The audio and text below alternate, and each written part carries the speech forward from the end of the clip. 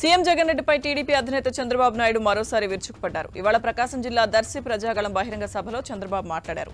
ఎన్నికల ముందు ఒక మాట చెప్పి అధికారంలోకి వచ్చాక బాదుడే బాదుడుకు తెరతీశారని మండిపడ్డారు. సంక్షేమ కార్యక్రమాలకు జగన్ ఖర్చు పెట్టింది చాలా తక్కువేనని, దీంతో ఏం చెప్పాలో తెలియక జగన్ కన్ఫ్యూజన్ లో ఉన్నారని ఎద్దేవా చేశారు. నవరత్నాల పేరుతో జనాలను మోసం చేశారని, ఇప్పుడు ఆ నవరత్నాలు రాలిపోయాయన్నారు. సైకో జగన్ ఇంటికి పంపించాలి, ప్రభుత్వ వ్యతిరేక ఓటు చీలకూడదనేదే పవన్ కళ్యాణ్ అభిమతమని, అందుకే జట్టు కట్టామని చంద్రబాబు తెలిపారు. 2047కు భారత్ను నెంబర్ 1గా చేయాలనేది మోదీ సంకల్పమని స్పష్టం చేశారు. 5 ఏళ్లు పరదాలు కట్టుకుని జగన్ తిరిగారని, ఎక్కడికి వచ్చినా విధ్వంసం చేశారని, చెట్లు నరికేశారని మండిపడ్డారు. 2014లో తండ్రి లేని బిడ్డను అంటూ ప్రజల ముందుకొచ్చి రిలయన్స్ పైన దాడులు చేశారన్నారు. బాబాయ్ను చంపిన వ్యక్తిని పక్కన పెట్టుకుని అమాయకుడని, చిన్నపిల్లోడని అంటూనే ఎంపీ టికెట్ ఇచ్చారని మండిపడ్డారు. 2019లో కోడికత్తి డ్రామా, ఇప్పుడు గులకరాయి డ్రామాలు ఆడుతున్నారని చంద్రబాబు తీవ్రస్థాయిలో విరుచుకుపడ్డారు. మహిళలపై అసభ్యకరమైన ప్రచారం చేస్తున్న వైసీపీ కార్యకర్తలపై ఎటువంటి చర్యలు తీసుకున్నారో నివేదిక ఇవ్వాలంటూ ఏపీ డీజీపీకి ఈసీ ఆదేశాలు జారీ చేసింది. వివరణ ఇవ్వాల్సిందిగా డీజీపీని రాష్ట్ర ప్రధాన ఎన్నికల అధికారి ముఖేష్ కుమార్ మీనా ఆదేశించారు. టీడీపీ అధికార ప్రతినిధి ఆనం వెంకటరమణారెడ్డి ఫిర్యాదుపై ఈసీ స్పందించింది. ఈ నెల 1వ తేదీన టీడీపీ మహిళా నేతలు పరుచూరి రమ్య, ఉండవల్లి అనూష, సందిరెడ్డి గాయత్రిలు ముఖేష్ కుమార్ మీనాను కలిసి వైసీపీ సామాజిక మాధ్యమాల్లో తమపై జరుగుతున్న వికృత దాడిపై ఫిర్యాదు చేశారు. పోలీసులకు 18 సార్లు ఫిర్యాదు చేసినప్పటికీ ఒక్క కేసులో కూడా చర్యలు చేపట్టలేదని మహిళా నేతలు పేర్కొన్నారు. ఫిర్యాదు రసీదులతో సహా మీనాకు మహిళా నేతలు అందించారు. తాజాగా ఎన్నికల కోడ్ అమల్లోకి వచ్చాక కూడా వైసీపీ ఆగడాలు తగ్గకపోగా పెరిగాయని, ఫేక్ పేపర్ క్లిప్పింగ్స్ లో అర్ధనగ్నంగా ఉండే ఫోటోలకు వారి ఫోటోలను జత చేస్తున్నారని ఫిర్యాదు చేశారు. సీఈఓను కలిసిన విషయాన్ని మహిళా నేతలు ట్విట్టర్ వేదికగా పెట్టిన ఫోటోను సైతం దర్శకుడు రామ్ గోపాల్ వర్మ ప్రతిపక్ష నాయకుల ఫోటోలతో మార్ఫింగ్ చేసి తన అధికారిక ట్విట్టర్ ఖాతాలో పెట్టడాన్ని టీడీపీ సీరియస్ గా తీసుకుంది. ఈ అంశంపై మరోసారి సీఈఓ మీనాకు టీడీపీ అధికార ప్రతినిధి ఆనం వెంకటరమణారెడ్డి ఫిర్యాదు చేశారు. దీనిపై ముఖేష్ కుమార్ మీనా తీవ్ర ఆగ్రహం వ్యక్తం చేశారని నిన్న ఆనం చెప్పారు. ఈ మేరకు ఇవాళ డీజీపీని వివరణ ఇవ్వాలని సీఈఓ ముఖేష్ కుమార్ మీనా ఆదేశించినట్లుగా సీఈఓ కార్యాలయం నుంచి లేఖ అందింది. సీఎం జగన్ రెడ్డిపై టీడీపీ మాజీ ఎంపీ కనకమెడల రవీంద్ర కుమార్ మరోసారి తీవ్రస్థాయిలో విరుచుకుపడ్డారు. 16 నెలలు జైల్లో ఉన్న ఆర్థిక నేరస్తుడు సీఎంగా ఉన్నారన్నారు. జగన్ ఆర్థిక నేరస్తుడని ఆయన అఫిడవిట్ చెబుతుందని చీఫ్ సెక్రటరీ డీజీపీ జగన్ బాటలో నడుస్తున్నారని ఆరోపించారు. మళ్లీ జగన్ గెలిస్తే ఏపీలో శాంతి భద్రతలు, ప్రజల ఆస్తులు ఉండవని అన్నారు. ఏపీ ప్రజలు నిర్భయంగా బయటకు వచ్చి ఓట్లు వేయాలని కోరారు. ఏపీలో ఎన్నికలు ప్రశాంత వాతావరణంలో జరుగుతాయో లేదోనని ప్రజలు ఆలోచిస్తున్నారన్నారు. ఎన్డీఏ కూటమి ఏపీలో గెలుస్తుందని ధీమా వ్యక్తం చేశారు. ప్రజలను ఇబ్బందులకు గురి చేసే ప్రతిపక్షాలపై నెట్టే ప్రయత్నం జగన్ చేస్తున్నారని కనకమెడల మండిపడ్డారు. పెన్షనర్లను వైసీపీ ఇబ్బందులకు గురి చేస్తుందన్నారు. ఇక కుటిల బుద్ధితో వైసీపీ రాజకీయం చేస్తుందని ఆగ్రహం వ్యక్తం చేశారు. ఎన్నికలు సజావుగా జరిగేలా ఈసీ చర్యలు తీసుకోవాలని కోరారు. సమస్యాత్మక ప్రాంతాల్లో స్పెషల్ ప్రొటెక్షన్ తో ఎన్నికలు జరిపించాలన్నారు. ఏపీలో శాంతి భద్రతలు ఆందోళన కలిగిస్తున్నాయని చీఫ్ సెక్రటరీ డీజీపీని ఎన్నికల విధుల నుంచి తొలగించాలని గతంలో ఈసీకి ఫిర్యాదు చేశామన్నారు. ఇక ఎన్నికలు పారదర్శకంగా జరపాల్సిన బాధ్యత ఈసీపై ఉందని కనకమెడల రవీంద్ర కుమార్ అన్నారు. ముఖ్యమంత్రి జగన్ పై APC chief YS Sharmila shocking comments చేశారు. జగన్ మానసిక పరిస్థితి చూస్తుంటే తనకు భయంగా ఉందని అన్నారు. జగన్ తనపై తప్పుడు ప్రచారం చేయిస్తున్నారని ఫైర్ అయ్యారు. అన్నా, అద్దం పంపిస్తున్నా, అద్దంలో మీకు మీ మొహం కనిపిస్తుందా, చంద్రబాబు ఫేస్ కనిపిస్తుందా చూసుకోమని అన్నారు. నేను చంద్రబాబుతో చేతులు కలిపినట్లు, కంట్రోల్ చేస్తున్నట్లు ఆరోపణలు చేస్తున్నారని, దీనికి సంబంధించి ఒక్క సాక్ష్యమైనా, ఒక్క ఆధారమైనా చూపించగలరా అని ప్రశ్నించారు. జగన్ భ్రమలో ఉన్నాడని, ఏవో ఊహల్లో ఉన్నాడని అన్నారు. నా జన్మకి నేను చంద్రబాబును ఒక్కసారి మాత్రమే కలిశానని, అది కూడా నా కొడుకు పెళ్లికి పిలవడానికి మాత్రమే వెళ్లానని షర్మిల చెప్పారు. ఆనాడు వైఎస్ఆర్ కూడా పెళ్లి కార్డు ఇవ్వడానికి వెళ్లారని, అదే స్ఫూర్తితో తాను చంద్రబాబును పెళ్లికి పిలవడానికి వెళ్లానన్నారు.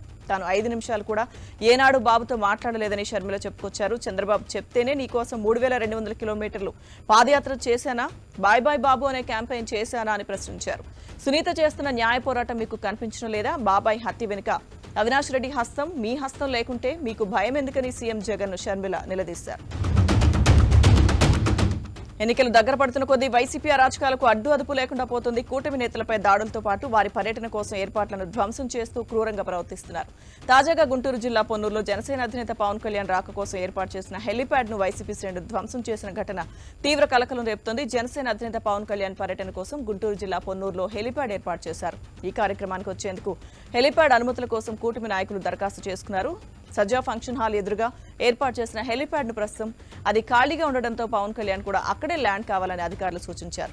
ఈ విషయం తెలుసుకున్న స్థానిక వైసీపీ నేతలు తాము ఏర్పాటు చేసిన దాన్ని ఎలా వాడుకుంటారంటూ హెలీప్యాడ్ ను రాత్రికి రాత్రి ధ్వంసం చేశారు. వైసీపీ నేతల ఆగడాలపై కూటమి నేతలు ఆగ్రహం వ్యక్తం చేస్తున్నారు. సీఎం జగన్ రెడ్డి ఎన్నికల సభలో అపశృతి చోటు చేసుకుంది. చిత్తూరు జిల్లా పలమనేరులో సీఎం జగన్ సభకు వచ్చిన జనాల్లో పలువురు అస్వస్థతకు గురయ్యారు. సభకు వచ్చిన జనానికి వైసీపీ శ్రేణులు చల్లని పానీయాలు పంపిణీ చేశారు. అయితే వీటిని తాగిన పలువురు అనారోగ్యం పాలయ్యారు. వాంతులవ్వడంతో వెంటనే వారిని స్థానిక ప్రభుత్వ ఆసుపత్రికి తరలించారు. సుమారు 20 మందికి పైగా ప్రజలు వాంతులతో ఆసుపత్రి పాలయ్యారు. అయితే ఈ వ్యవహారంపై అధికార వైసీపీ మాత్రం తప్పించుకునే ప్రయత్నం చేస్తోంది. ఓ విందు ఫంక్షన్ కార్యక్రమానికి హాజరైన వ్యక్తులకు ఈ పరిస్థితి వచ్చిందని బుకాయించేందుకు ప్రయత్నించారు. మరోవైపు సీఎం సభ నేపథ్యంలో ప్రయాణికులు కూడా తీవ్ర ఇబ్బందులకు గురయ్యారు. పలమనేరు పట్టణానికి 4 కిలోమీటర్ల దూరంలో ఇరువైపులా బ్యారికేడ్లు పెట్టారు. ఆ మార్గంలో వచ్చే వాహనాలను వేరే వైపుకు మళ్లించారు. దీంతో భారీగా ట్రాఫిక్ జామ్ అవడంతో ప్రజలు తీవ్ర అవస్థలు పడ్డారు. మరోవైపు సత్యసాయి జిల్లా హిందూపురంలో సీఎం జగన్ సిద్ధం సభలో జగన్ ప్రసంగం ప్రారంభించిన 10 నిమిషాలకే సభ నుంచి ప్రజలు వెనుతిరిగారు. సభకు వచ్చిన వారికి తాగునీటి సౌకర్యం కూడా కల్పించకపోవడంతో తీవ్ర ఇబ్బందులు పడ్డారు. ఇక సభ ముగించే సమయానికి స్టేజ్ వద్ద జనం లేకపోవడం గమనార్హం.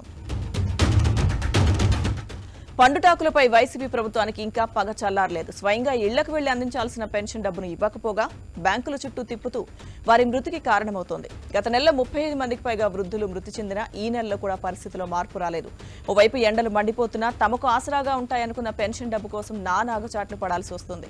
ఇంటి నుంచి బ్యాంకుకి, అక్కడి నుంచి తిరుగుతూ నడి ఎండలో నడవలేని స్థితిలో వడదెబ్బ తగిలి వృద్ధులు మృతి చెందుతున్నారు. మొదటి రోజు బ్యాంకుల వద్దకు వెళ్తే అకౌంట్లు ఇనాపరేటివ్ గా ఉన్నాయని చెప్పడంతో నిరాశ చెందిన వృద్ధులు ఏం చేయాలో తెలియక తీవ్ర మనోవేదనకు గురవుతున్నారు. అకౌంట్ బుక్, ఆధార్ కార్డు తీసుకువెళ్లినా తిరిగి బ్యాంక్ అకౌంట్ ఆపరేషన్లోకి వచ్చిన తర్వాతే రావాలని బ్యాంక్ అధికారులు చెప్పడంతో నిరాశతో వెనుతిరుగుతున్నారు. వారం రోజుల తర్వాత వచ్చిన నగదు తీసుకోవాలని బ్యాంక్ సిబ్బంది చెప్పడంతో తమ కనీస అవసరాలకు సైతం చేతిలో చిల్లిగవ్వ లేకపోవడంతో పెన్షనర్లు కన్నీరు మున్నీరవుతున్నారు. మరోవైపు బ్యాంక్ ఖాతా యాక్టివేట్ అయితే 400 రూపాయలు కట్ అవుతాయని కూడా పెన్షనర్లు ఆవేదన చెందుతున్నారు. ఇక ఈ దారుణంపై టీడీపీ అధినేత చంద్రబాబు ప్రభుత్వ ప్రధాన కార్యదర్శికి లేఖ కూడా రాశారు.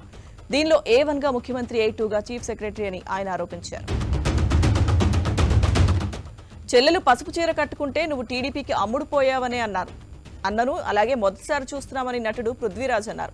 ఇక పశ్చిమ గోదావరి జిల్లా పాలకోడేరు మండలం వెండ్రా పాలకోడేరు గ్రామాల్లో ఉండి నియోజకవర్గ కూటమి టీడీపీ అభ్యర్థి రఘురామకృష్ణరాజు తరపున నిర్వహించిన ఎన్నికల ప్రచారంలో పృథ్వీరాజ్ పాల్గొన్నారు.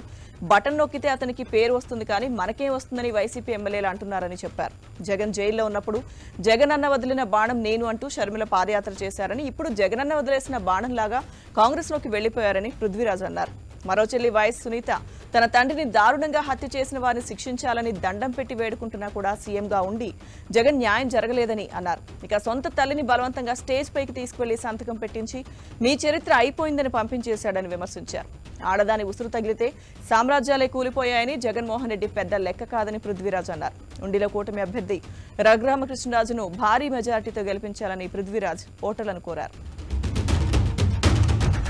నెల్లూరు జిల్లా కావలి నియోజకవర్గంలో వైసీపీ భారీ కుట్రకు తెరతీసింది. ఓటర్ల జాబితాలో భారీగా దొంగ ఓట్లను చేర్చింది. దీనికి సంబంధించిన కీలక ఆధారాలు ఏబిఎన్ చేతికి చిక్కాయి. ఓటమి భయంతో కావలి వైసీపీ ఎమ్మెల్యే అభ్యర్థి ప్రతాప్ కుమార్ రెడ్డి అడ్డదారులు తొక్కుతున్నారు. ఆయనకు ఆర్వో సీనా నాయక్, డీఎస్పీ, మున్సిపల్ కమిషనర్ అండదండలు అందించడంపై తీవ్రస్థాయిలో విమర్శలు వినిపిస్తున్నాయి. రోజురోజుకు టీడీపీ జోష్ పెరగడంతో వైసీపీలో ఓటమి భయం పట్టుకుంది. ఈ నేపథ్యంలో దొంగ ఓట్లు పోల్ చేయించేందుకు కుట్రలు పన్నుతున్నట్టు తెలుస్తోంది. దీనికి సంబంధించిన ఆధారాలు పక్కాగా బయటపడ్డాయి. విజయవాడ పశ్చిమ నియోజకవర్గంలో కూటమి పార్టీల బీజేపీ అభ్యర్థి సుజనా చౌదరి విస్తృతంగా పర్యటిస్తూ ప్రచారం నిర్వహిస్తున్నారు. ఇవాళ వాకర్స్తో, ముఠా కార్మికులతో సుజనా భేటీ అయ్యారు. ముఠా కార్మికుల ఇబ్బందులు అడిగి తెలుసుకున్నారు. ఇక వారిని ఆర్థికంగా బలోపేతం చేసేలా ఉపాధికి మార్గాలు చూపే బాధ్యత తనదే అని భరోసా ఇచ్చారు. అనంతరం 35వ డివిజన్లో ఎన్నికల ప్రచారంలో సుజనా చౌదరి, నాగుల్ మీరా పాల్గొన్నారు. తాగునీరు, డ్రైనేజ్ సమస్యలపై ఆవేదన వ్యక్తం చేస్తూ సుజనాకు స్థానిక ప్రజలు వివరించారు. తాను గెలిచిన వెంటనే యుద్ధ ప్రాతిపదికన డ్రైనేజ్ వ్యవస్థను బాగు చేయించి దుర్వాసన లేకుండా చేస్తానని హామీ ఇచ్చారు. ఈ 5 ఏళ్లలో ఈ నియోజకవర్గంలో వైసీపీ నేతలు ఏం చేశారో చెప్పాలని డిమాండ్ చేశారు. నియోజకవర్గం మొత్తం తిరిగానని, ఎక్కడ చూసినా సమస్యలే పలకరించాయని అన్నారు. మీడియా ముందుకొచ్చి గొప్పగా చేశామని చెప్పడమే కానీ వారు చేసింది ఎక్కడా కనిపించడం లేదని విమర్శించారు. ఉన్న చెట్టను కూడా నరికి చిరు వ్యాపారులకు నిలువ నీడ కూడా లేకుండా చేశారన్నారు. 5 ఏళ్లుగా అభివృద్ధి లేక సమస్యలు పట్టించుకునే వారు రాక ప్రజలు మోసపోయారన్నారు. మోదీ, చంద్రబాబుల సారథ్యంలోని కూటమి ప్రభుత్వంలో తప్పకుండా ఆదర్శ నియోజకవర్గంగా మార్చి చూపిస్తానని సుజనా చౌదరి హామీ ఇచ్చారు. నర్సాపురం ఎమ్మెల్యే ముద్నూరు ప్రసాద్ రాజు ఓటమి భయంతో పనికిమాలిన రాజకీయాలు చేస్తున్నారని మాజీ ఎమ్మెల్యే బండారు మాధవ్ నాయుడు ఫైర్ అయ్యారు. జనసేన అభ్యర్థి బొమ్మిడి నాయకర్తో కలిసి నర్సాపురం మండలం సరిపల్లి గ్రామంలో ఎన్నికల ప్రచారం నిర్వహించారు. ఇక ఎన్నికల్లో ఓడిపోతానన్న భయంతోనే నాయకర్ పేరున్న మరో ఇద్దరితో ముదునూరు బలవంతంగా నామినేషన్లు వేయించి పోటీలో నిలబెట్టారని మాధవనాయుడు మండిపడ్డారు. ఆయన ఎన్ని కుతంత్రాలు చేసినా ప్రజల చేతిలో ఓటమి తప్పదన్నారు. సిద్ధం పేరుతో నర్సాపురంలో సీఎం జగన్ నిర్వహించిన ఎన్నికల సభ అట్టర్ ఫ్లాప్ అయిందని ఎద్దేవా చేశారు. ప్రజల్ని బెదిరించి ప్రలోభాలకు గురిచేసి సభకు తీసుకొచ్చినా జగన్ ప్రసంగం మొదలుపెట్టగానే మెల్లగా జారుకున్నారంటే ప్రభుత్వంపై ముద్దునూరుపై ఏ స్థాయిలో వ్యతిరేకత ఉందో అర్థమవుతుందన్నారు. ఇక వచ్చే ఎన్నికల్లో జగన్ ఓటుతో గద్దె దించాలని బండారు మాధవనాయుడు పిలుపునిచ్చారు. ఎన్నికల ప్రచారంలో మాజీ మంత్రి కొత్తపల్లి సుబ్బారాయుడు కూడా పాల్గొని నాయకర్ గెలుపు కోసం ఇంటింటి ప్రచారం నిర్వహించారు. అనంతపురం జిల్లా యలనూరు మండలం తిమ్మంపల్లి గొడ్డుమరి గ్రామాల్లో ఉమ్మడి ఎమ్మెల్యే అభ్యర్థి బండారు శ్రావణిశ్రీ ఎన్నికల ప్రచారంలో పాల్గొన్నారు. ఇక రాష్ట్రంలో రాక్షస పాలన అంతమొందించడానికి సమయం దగ్గర పడిందని, సైకిల్ గుర్తుకు ఓటు వేయండి, అభివృద్ధి అంటే ఏంటో చూపిస్తానని శ్రావణిశ్రీ ఓటర్లకు హామీ ఇచ్చారు. టీడీపీ సూపర్ 6 పథకాలపై ప్రజలకు అవగాహన కల్పించారు. 5 ఏళ్ల జగన్ అరాచక పాలనలో ప్రతి గ్రామం వెనుకబాటుకు గురైందని, గ్రామాల్లో రోడ్లు, డ్రైనేజ్, తాగునీటి సమస్యలు ఎక్కువగా ఉన్నాయన్నారు. వైసీపీ ప్రభుత్వంలో వాటిని పట్టించుకునే నాయకులే లేరన్నారు. సింగనమల అభివృద్ధి అంటే ఇసుక అమ్ముకోవడం, కొండలు కరిగించి మట్టి అమ్ముకోవడం, ప్రభుత్వ భూములు కబ్జా చేయడమే అభివృద్ధి అని ఎద్దేవా చేశారు. వైసీపీ నాయకులకు ఇసుక అమ్ముకోవడం తెలుసు కానీ రోడ్ల మరమ్మతులు చేయడం తెలియదా అని ప్రశ్నించారు. కూటమి ప్రభుత్వం అధికారంలోకి రాగానే అభివృద్ధి అంటే ఏంటో చూపిస్తామని అన్నారు. నారా చంద్రబాబు నాయుడుతోనే రాష్ట్ర అభివృద్ధి సాధ్యమని, సింగనమల నియోజకవర్గంలో తెలుగుదేశం జెండా ఎగరడం ఖాయమని బండారు శ్రావణిశ్రీ ధీమా వ్యక్తం చేశారు. వైసీపీ ఎమ్మెల్యే గ్రంథి శ్రీనివాస్ చేసే అరాచకాలు, దౌర్జన్యాలు, దోపిడీయిజం, రౌడీయిజం నశించే రోజులు దగ్గర పడ్డాయని జనసేన కూటమి అభ్యర్థి పులపర్తి రామాంజనేయులు అన్నారు. పశ్చిమ గోదావరి జిల్లా వీరవాసరం మండలం తోలేరు, మెంటేపూడి, బొబ్బనపల్లి, మత్యపురి గ్రామాల్లో రామాంజనేయులు ఎన్నికల ప్రచారం నిర్వహించారు. ఈ సందర్భంగా తోలేరు గ్రామ ఉప సర్పంచ్ భోగిరెడ్డి శ్రీనివాస్ 100 మంది అనుచరులతో కలిసి వైసీపీ నుంచి జనసేన పార్టీలో చేరారు. వీరికి అంజబాబు పార్టీ కండువా కప్పి ఆహ్వానించారు. మత్యపురి గ్రామంలో ఎమ్మెల్యే గ్రంథి శ్రీనివాస్ గతంలో అరాచకం సృష్టించారని అంజబాబు ఆరోపించారు. ఈ గ్రామంలో జనసేన పార్టీ వ్యక్తి సర్పంచ్ గా గెలిచి సంబరాలు చేసుకుంటుండగా చిన్న ప్రమాదం జరిగి వివాదం చెలరేగితే పోలీసులను పంపి పరిస్థితిని చక్కబెట్టేది పోయి ఎమ్మెల్యే గ్రంథి శ్రీనివాస్ అనుచరులతో కర్రలు పట్టుకుని గ్రామానికి వచ్చి అద్దాలు, తలలు పగలగొట్టి అరాచకం సృష్టించాడని మండిపడ్డారు. ఇంతటి అరాచకం సృష్టించిన గ్రంథి శ్రీనివాస్ ఏ మొహం పెట్టుకుని వచ్చి ఓట్లు అడుగుతాడని ప్రశ్నించారు. ఇక అంతటితో ఆగకుండా 32 మందిపై కేసులు నమోదు చేయించాడని అన్నారు. గ్రంథి శ్రీనివాస్ కి రోజులు దగ్గర పడ్డాయని, ఇంకొద్ది రోజుల్లో రాష్ట్రంలో ధర్మంగా పాలించే రామరాజ్యం వస్తుందని రామాంజనేయులు తెలిపారు. నెల్లూరు జిల్లా ఉదయగిరిలో ఒక హోంగార్డ్ రెచ్చిపోయాడు. వైసీపీ నేతల రాజకీయ విమర్శలు చేస్తూ పోలీసుల పరువు ప్రతిష్టలను రోడ్డుకీడుస్తున్నాడు. అంతేకాకుండా వైసీపీ ప్రచారంలో పాల్గొంటున్నాడు. ఎస్పీ కార్యాలయంలో విధులకు డుమ్మా కొట్టి వైసీపీ ఎమ్మెల్యే అభ్యర్థి మేకపాటి రాజగోపాల్ రెడ్డితో కలిసి ప్రచారం చేస్తున్నారు. ఇటీవల మూలపల్లి అనే గ్రామంలో దళితులపై వైసీపీ అభ్యర్థి మేకపాటి రాజగోపాల్ రెడ్డి బెదిరింపులకు పాల్పడ్డారు. సైకిల్కు ఓటు వేస్తే ఒక్కరూ మిగలరంటూ వార్నింగ్ ఇచ్చారు. ఈ వ్యాఖ్యలు దుమారం రేపాయి. దీంతో మేకపాటికి టీడీపీ నేత ఆనం వెంకటరమణారెడ్డి కౌంటర్ ఇచ్చారు. దీంతో రెచ్చిపోయిన హోంగార్డ్ మా నాయకుడిని విమర్శిస్తావా అంటూ ఆనంపై నోటికి వచ్చినట్లు మాట్లాడారు. నాలుక కోస్తా, బట్టలు ఊడదీసి కొడతా అంటూ వార్నింగ్ ఇచ్చారు. హోంగార్డ్ జనార్దన్ రెడ్డి చేస్తున్న రాజకీయ వ్యాఖ్యలు సోషల్ మీడియాలో వైరల్ గా మారాయి. హోంగార్డ్ జనార్దన్ రెడ్డి తీరు పోలీసు అధికారులని ఆశ్చర్యానికి గురి చేస్తోంది. ఇంత జరుగుతున్న ఎన్నికల అధికారులు, పోలీసు, జిల్లా ఉన్నతాధికారులు ఎందుకు చర్యలు తీసుకోవడం లేదో ఎవరికీ అంతు చిక్కడం లేదు. ఖమ్మం గడ్డపై కాంగ్రెస్ పార్టీని భారీ మెజార్టీతో గెలిపించాలని సీఎం రేవంత్ రెడ్డి తెలిపారు. ఇవాళ ఆయన కొత్తగూడెం జనజాతర సభలో పాల్గొని మాట్లాడారు.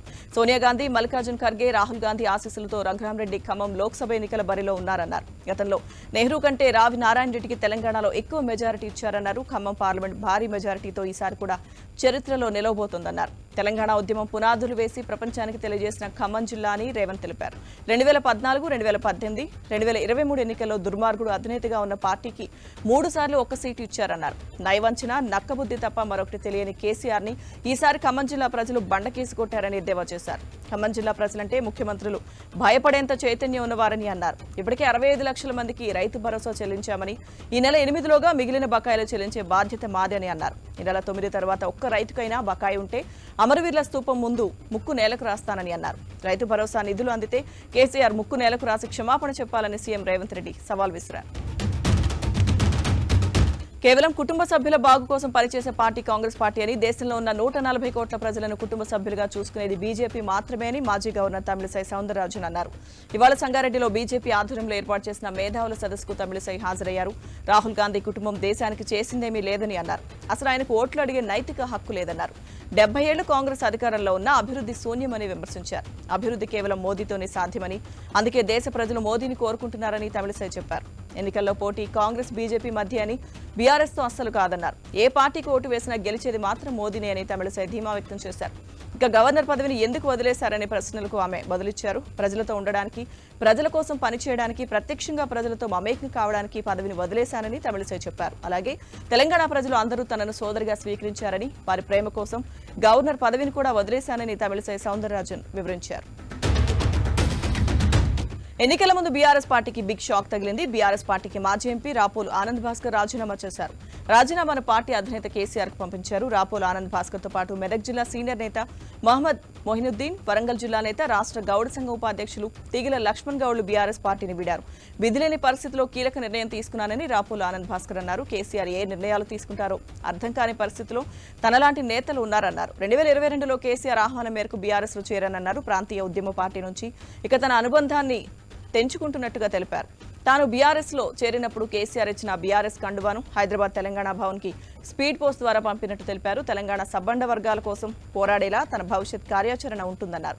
ఇక హైదరాబాద్ ను కేంద్రపాలిత ప్రాంతంగా మార్చే కుట్ర జరుగుతుందని, తెలంగాణ భౌగోళిక స్వరూపం, ప్రగతి పరిరక్షణ కోసం ప్రజల అభిప్రాయాన్ని సేకరిస్తానని రాపోలు తెలిపారు. కుల జనగణన అంశం ఉద్యమాల్లో తన పాత్ర ఉంటుందన్నారు. కేసీఆర్ గణాంకాల కోసం సకల జనుల సర్వే మాత్రమే చేశారని రాపోలు అన్నారు. హైదరాబాద్ అంశాన్ని రేవంత్ రెడ్డి, కేసీఆర్ అందరి దృష్టికి తీసుకువెళ్తారన్నారు. ఇక ఏ పార్టీలోకి వెళ్తాననేది చెప్పలేనని, ప్రజా ఉద్యమాల్లో ఉంటానని రాపోలు ఆనంద్ భాస్కర్ తెలిపారు.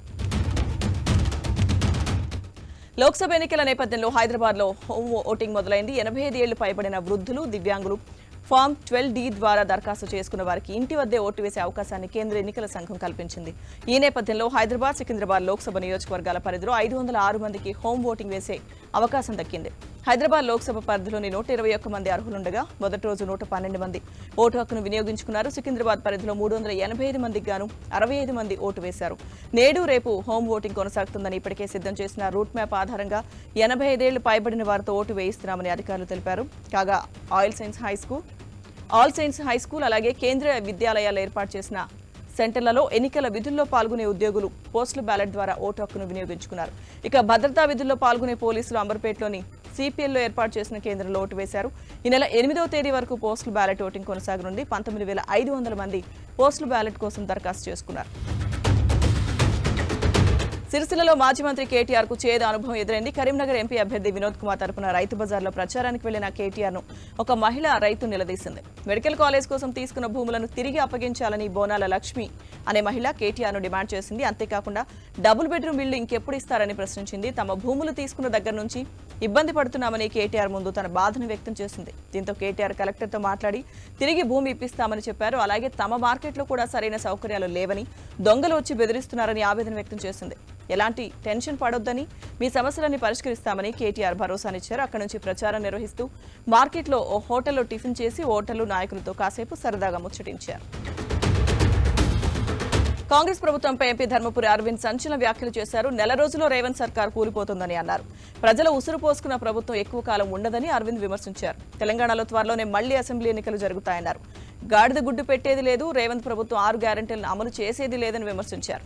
500 బోనస్ ఇవ్వని రేవంత్ 2 లక్షల రుణమాఫీ ఎలా చేస్తాడని ప్రశ్నించారు. ఎన్నికలు ముగిశాక రాష్ట్ర ప్రభుత్వం మెడలు వంచి నెల రోజుల్లో రేషన్ కార్డులు ఇప్పిస్తామన్నారు. యూసీసీ అమలు అయితే ఒక పురుషుడికి ఒక్కరే భార్య ఉంటారని అన్నారు. గతంలో కేసీఆర్ అవినీతిని పెంచి పోషించారని, కేసీఆర్ మాదిరిగానే రేవంత్ రెడ్డి ప్రభుత్వం పనిచేస్తుందన్నారు. నెల రోజుల్లో నిజాం షుగర్ ఫ్యాక్టరీని ఓపెన్ చేసే బాధ్యత తనదే అని నిజామాబాద్ బీజేపీ అభ్యర్థి ధర్మపురి అరవింద్ హామీ ఇచ్చారు. నిజామాబాద్ లో నిర్వహించిన ఎన్నికల ప్రచారంలో అరవింద్ ఈ వ్యాఖ్యలు చేశారు. తెలంగాణలో సంచలనం సృష్టించిన ఫోన్ ట్యాపింగ్ కేసులో కీలక పరిణామం చోటు చేసుకుంది. ఈ కేసులో ఎస్ఐబీ మాజీ చీఫ్ ప్రభాకర్ రావే ప్రధాన నిందితుడిగా పోలీసులు తేల్చేశారు. ప్రభాకర్ రావును ప్రధాన నిందితుడిగా చేర్చుతూ కోర్టులో మెమో దాఖలు చేశారు. ప్రభాకర్ రావుతో పాటు ప్రైవేట్ వ్యక్తిని కాకీలు నిందితుడిగా చేర్చారు. ఎస్ఐబీ మాజీ చీఫ్ తో పాటు ప్రైవేట్ వ్యక్తి పరారీలో ఉన్నారని పోలీసులు తెలిపారు. ప్రభాకర్ రావు కనుసన్నలోనే ఫోన్ ట్యాపింగ్ జరిగిందని పోలీసులు నిర్ధారించారు. ఎస్ఐబీలోని హార్డ్ డిస్క్ ధ్వంసంలో ప్రధాన సూత్రధారి ప్రభాకర్ రావు అని, ఆయన ఆదేశాలతోనే ప్రణీత్ రావు హార్డ్ డిస్క్ ధ్వంసం చేసినట్లుగా విచారణలో బయటపడింది. ప్రభాకర్ రావు చెప్పిన నంబర్లను ప్రణీత్ రావు ట్యాపింగ్ చేసినట్లుగా బయటపడింది. ఫోన్ ట్యాపింగ్ కేసు తర్వాత ప్రభాకర్ రావు అమెరికా వెళ్లిపోయారు. దీంతో ప్రభాకర్ రావు కోసం ఇప్పటికే పోలీసులు లుకౌట్ నోటీస్ జారీ చేశారు. లోక్సభ ఎన్నికల వేళ అధికార బీజేపీ, ప్రతిపక్ష కాంగ్రెస్ పరస్పర ఆరోపణలతో రాజకీయాల్ని హీటెక్కిస్తున్నాయి. ఎన్నికల ప్రచారంలో భాగంగా ప్రధాని మోదీ ఇవాళ జార్ఖండ్ పాలెంలోని ఎన్నికల ర్యాలీలో పాల్గొన్నారు. ఈ సందర్భంగా ప్రతిపక్ష కాంగ్రెస్, జేఎంఎం నేతలపై మోదీ విరుచుకుపడ్డారు. ఒక్క ఓటు అవినీతిమయమైన కాంగ్రెస్ ని అధికారం నుంచి తొలగించేలా చేసిందని విమర్శించారు. అదే ఓటు దేశంలో ప్రజాస్వామ్యాన్ని పునరుద్ధరించిందని, జమ్మూ కాశ్మీర్లో ఆర్టికల్ 370 రద్దయ్యేలా చేసిందని, ఉగ్రవాదాన్ని తుడిచిపెట్టిందని అన్నారు. ఇది అమరవీరుడు నీలాంబర్ పీతాంబరుడి భూమి అని, 2014లో మీ ఒక్క ఓటు ప్రజాస్వామ్యాన్ని ప్రపంచానికి పరిచయం చేసిందని, కాంగ్రెస్ అవినీతి ప్రభుత్వాన్ని తొలగించిందని అన్నారు. మీ ఓటు విలువను గుర్తించాలని మోదీ కోరారు. జార్ఖండ్, ఒడిశా, ఛత్తీస్గఢ్, బీహార్, ఆంధ్రప్రదేశ్లో నక్సలైట్లు విస్తరిస్తున్నారని, వారి దాడుల్లో చాలా మంది తల్లులు తమ పిల్లలను కోల్పోయారన్నారు. మిగిలిన వారు ఆయుధాలు పట్టుకుని అడవి వైపు పరిగెత్తి నక్సలిజానికి ప్రభావితమయ్యారని మోదీ అన్నారు. మీ ఓటు అలాంటి వారందరినీ రక్షించిందని, వారి తల్లుల ఆశలను నెరవేర్చిందని అన్నారు. ఇక జార్ఖండ్లో బీజేపీ డబుల్ ఇంజిన్ సర్కార్ రావాలని మోదీ ప్రజలను కోరారు. కాంగ్రెస్ అగ్రనేత రాహుల్ గాంధీ వయనాడ్తో పాటు యూపీలోని రాయ్బరేలీ నుంచి కూడా ఎంపీ అభ్యర్థిగా పోటీ చేస్తున్నారు. నిన్న రాయ్బరేలీ లోక్సభ స్థానానికి రాహుల్ గాంధీ నామినేషన్ వేశారు. కేరళ రాష్ట్రం వయనాడ్ నుంచి ఎంపీగా ప్రాతినిధ్యం వహిస్తున్న ఆయన మరోసారి కూడా 2 స్థానాల నుంచి పోటీ చేస్తుండడం ఆసక్తిగా మారింది. ఇక వయనాడ్ స్థానానికి ఏప్రిల్ 26న పోలింగ్ జరిగింది. రాయ్బరేలీకి 5వ దశలో మే 20న పోలింగ్ జరగనుంది. రాయ్బరేలీ నుంచి పోటీపై ప్రజల నుంచి మిశ్రమ స్పందన కనిపిస్తోంది. ఇక కొందరు రాహుల్ నిర్ణయంలో తప్పేమీ లేదంటున్నారు. రాహుల్ ఇండియా కూటమిని లీడ్ చేస్తున్నారు కాబట్టి ఆయన నిర్ణయం సరైందేనని అంటున్నారు. రాహుల్ 2 సీట్లలో గెలుస్తారని, 1 సీటును వదిలేయాల్సిన సందర్భం వచ్చినప్పుడు వయనాడ్ని వదిలేసే అవకాశం ఉందని చెప్తున్నారు. రాయ్బరేలీ నుంచి రాహుల్ పోటీ చేయడంలో తప్పేమీ లేదని ఇండియన్ యూనియన్ ముస్లిం లీగ్ నేత పీకే కునాలి కుట్టి అన్నారు. ఇక ప్రధాని మోదీ గతంలో 2 స్థానాల్లో పోటీ చేశారని, ఆయన పోటీ చేసినప్పుడు రాహుల్ చేస్తే తప్పేంటని అభిప్రాయపడ్డారు. దేశంలో సార్వత్రిక ఎన్నికల ప్రచారంలో రాజకీయ పార్టీల నాయకులు బిజీగా గడుపుతున్నారు. పార్టీల ముఖ్య నాయకుడు రోజుకు 3 నుంచి 4 సభల్లో పాల్గొనాల్సి వస్తుండటంతో ఆరోగ్య సమస్యలు ఎదుర్కొంటున్నారు. తాజాగా బీహార్ మాజీ డిప్యూటీ సీఎం ఆర్జేడీ నేత తేజస్వి యాదవ్ అరారియాలో ఎన్నికల ప్రచారంలో ఉండగా ఆరోగ్యం క్షీణించింది. అకస్మాత్తుగా వెన్నునొప్పి రావడంతో నడవడానికి ఇబ్బంది పడ్డారు. దీంతో భద్రతా సిబ్బంది సాయంతో వేదికపై నుంచి కారు వద్దకు చేరుకున్నారు. దీనికి సంబంధించిన వీడియో సోషల్ మీడియాలో వైరల్ అవ్వడంతో తేజస్వి ఆరోగ్యం క్షీణించినట్లు తెలుస్తోంది. లోక్సభ ఎన్నికల ప్రచారంలో తేజస్వి యాదవ్ నిన్న బీహార్లోని అరారియాలో బహిరంగ ర్యాలీలో ప్రసంగిస్తుండగా ఆయనకు అకస్మాత్తుగా వెన్నునొప్పి రావడంతో నడవడానికి ఇబ్బంది పడ్డారు. తేజస్వి యాదవ్ ప్రతిరోజు 5 నుండి 6 ఎన్నికల సభల్లో పాల్గొంటున్నారు. బీహార్లో ఇండియా కూటమి తరపున స్టార్ క్యాంపైనర్ గా తేజస్వి యాదవ్ ఉన్నారు. ఆర్జేడీతో పాటు కాంగ్రెస్ అభ్యర్థుల తరపున తేజస్వి యాదవ్ ప్రచారం చేస్తున్నారు. ఎన్డీఏ కూటమికి ధీటుగా ఇండియా కూటమి తరపున తేజస్వి ప్రచారం చేస్తున్నారు. ఆయన ఆరోగ్యం క్షీణిస్తే ఎన్నికల ప్రచారంపై ప్రభావం చూపే అవకాశం ఉన్నట్లు తెలుస్తోంది.